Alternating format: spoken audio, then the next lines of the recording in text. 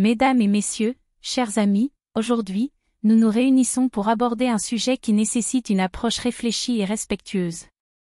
Le sujet en question concerne les discours de haine et la nécessité de promouvoir la tolérance et le respect mutuel, en particulier dans le contexte des relations entre les francs-maçons et l'islam.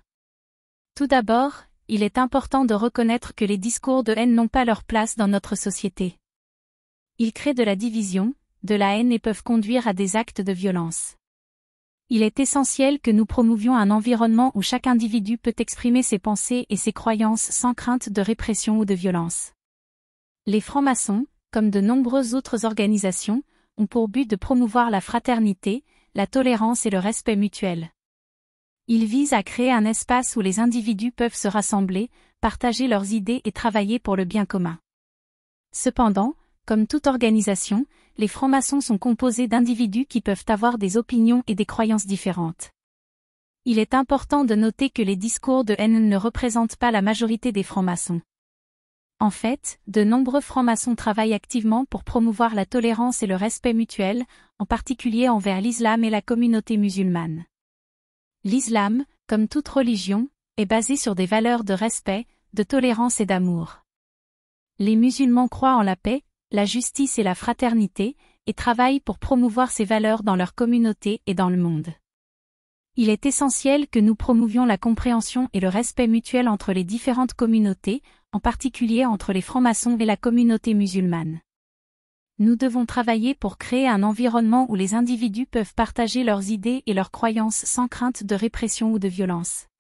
Pour atteindre cet objectif, nous devons d'abord reconnaître que nous sommes tous des êtres humains, avec des droits et des responsabilités. Nous devons promouvoir la tolérance et le respect mutuel, en particulier envers les communautés qui sont souvent victimes de discours de haine. Nous devons également travailler pour créer un environnement où les individus peuvent exprimer leurs pensées et leurs croyances sans crainte de répression ou de violence. Cela nécessite une approche globale, qui prend en compte les besoins et les droits de toutes les communautés. Enfin, nous devons promouvoir la compréhension et le respect mutuel entre les différentes communautés. Cela nécessite une approche basée sur la tolérance, le respect et l'amour.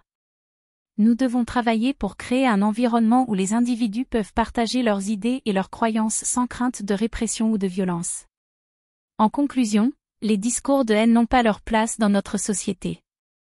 Il est essentiel que nous promouvions la tolérance et le respect mutuel, en particulier entre les francs-maçons et la communauté musulmane.